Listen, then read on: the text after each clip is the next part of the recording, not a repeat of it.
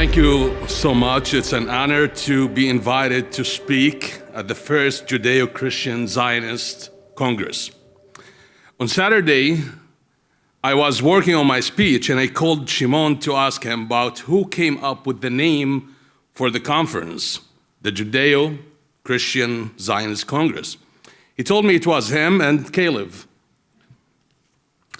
The reason I asked was that I wanted to thank the person responsible.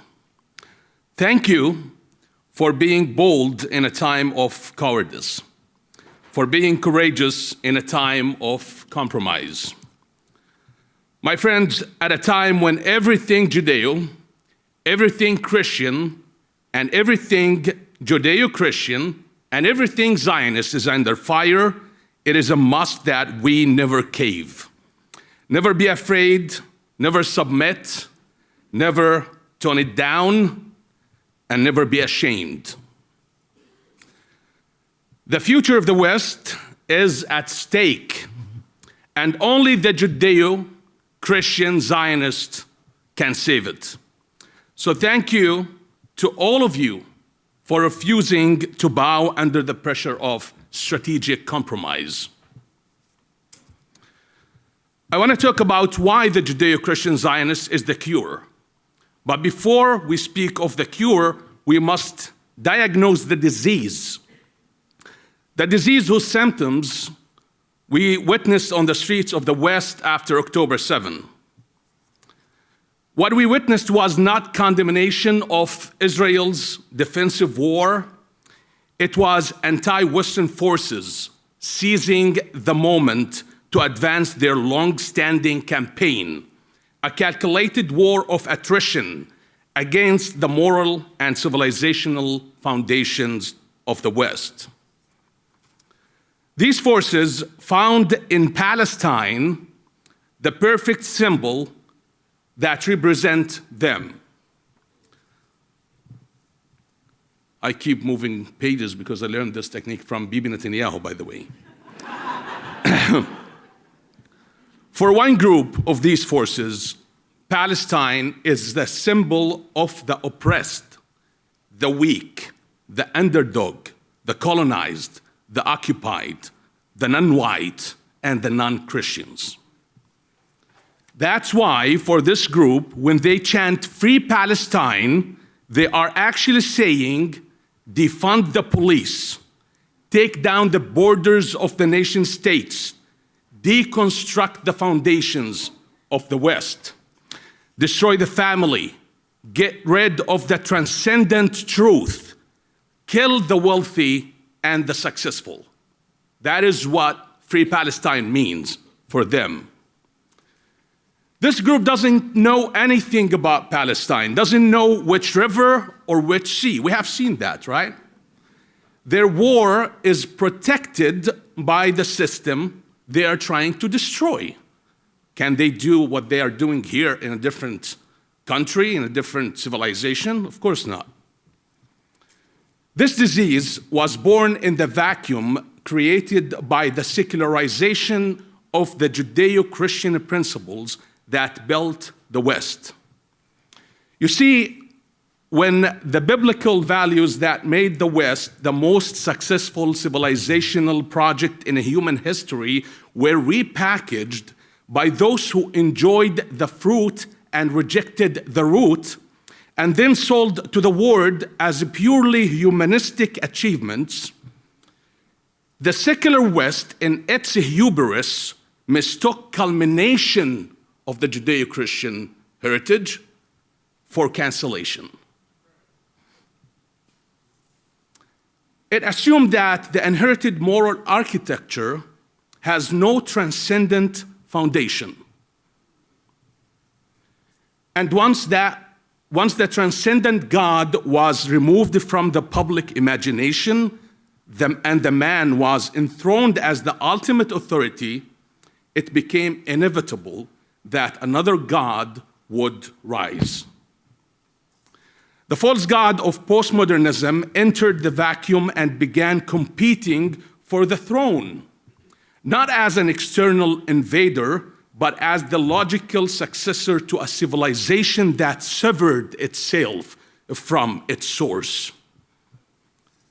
Therefore, when you hear globalize the Intifada, understand that it is a chant in a war against what remains of a civilization born from the biblical moral foundation.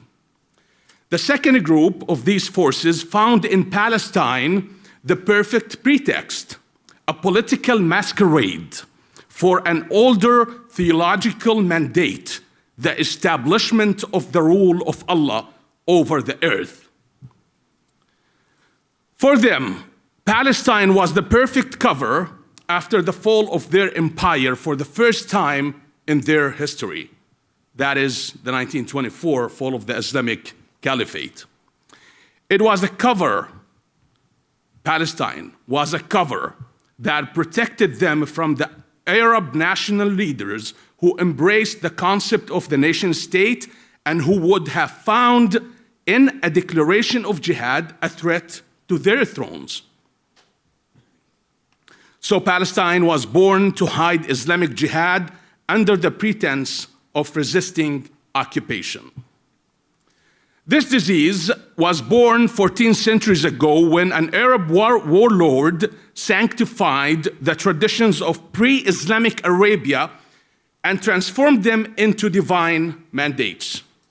The tribal raids for the supremacy of the tribe were recast as religious jihad for the supremacy of Islam. The Jewish presence in the land was tolerated, as long as the Jews lived as dhimmis, as long as they lived under the umbrella of the Islamic Caliphate, they were tolerated. They were able to build cities like Tel Aviv in 1907 and revive the land without recorded objection. Just go and search history. You won't find any objection before Sykes-Picot, before the fall of the Ottoman Empire. Why? Because they were living dhimmis. You're welcome to live as dhimmis. But when the caliphate collapsed and the Jews demanded sovereignty, they moved from the category of dhimmi to the category of the enemies of Allah. Those who must never rule over what is considered the land of Allah.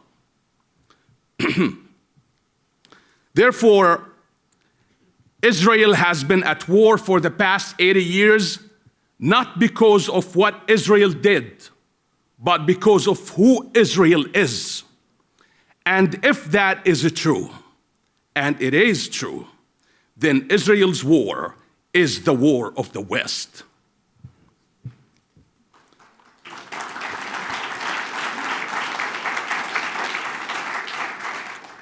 These two forces, my friends, see Israel as an extension of the West.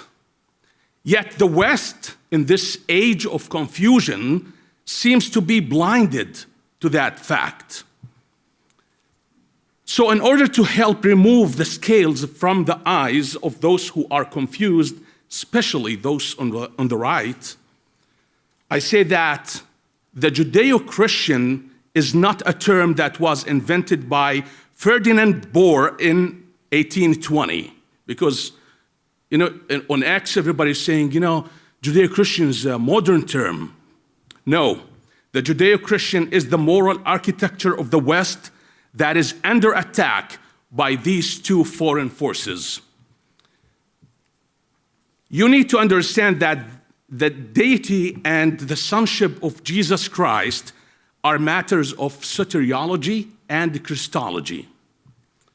When Jews reject Jesus, that does not mean Judaism operates within a different moral framework. Christianity was born out of the Jewish moral foundation. There are soteriological disagreements among Christian denominations that are as significant as the difference between Jews and Christians. Yet, an Episcopal priest does not claim that a modalistic church is morally incompatible with Christianity because of those doctrinal differences. So when you assume that Judeo and Christian represent different moral architecture simply because they disagree on who Jesus is, you are confusing metaphysical dogma with ethical structure. A Christianity severed from its Jewish roots is foreign to Jesus Christ.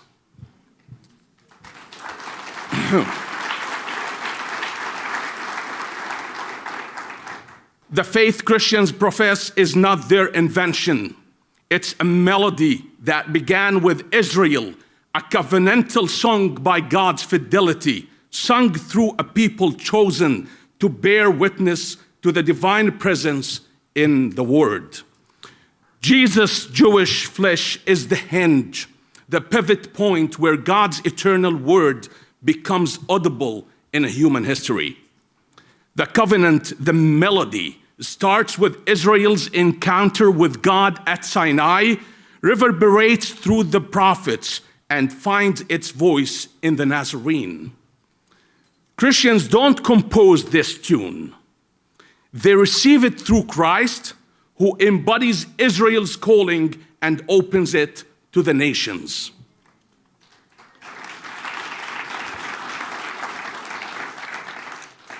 It's not a position to be claimed or a product to be patented. It's a trust, a gift handed over, a melody they are invited to sing without rewriting the score. Now back to the forces. A broken clock is right twice a day. And while almost everything these two forces stand for is false and ridiculous, they are telling the truth when they recognize Israel as an extension of the West.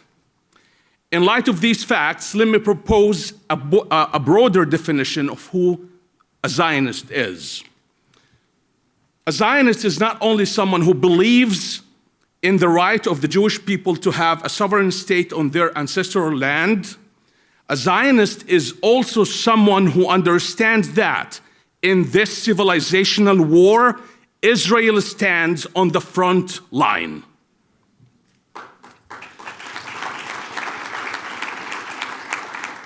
This conflict has been reduced to a moral dividing line. Either you stand with Israel or you empower the two forces that have formed a symbiotic alliance. An alliance that gave the left a new narrative of victimhood to weaponize and gave Islamic Jihad the perfect rebranding in the West. My friends, this is the correct diagnosis of the disease that has struck the West. And you are hearing it from someone who was once on the other side. Born in a land with no knowledge of the God of Israel, was not a Christian, and was anti-Zionism. So today, I call on both Judeo and Christian to become the cure, to unite as true Zionists in defense of the future of the Western civilization. Thank you so much.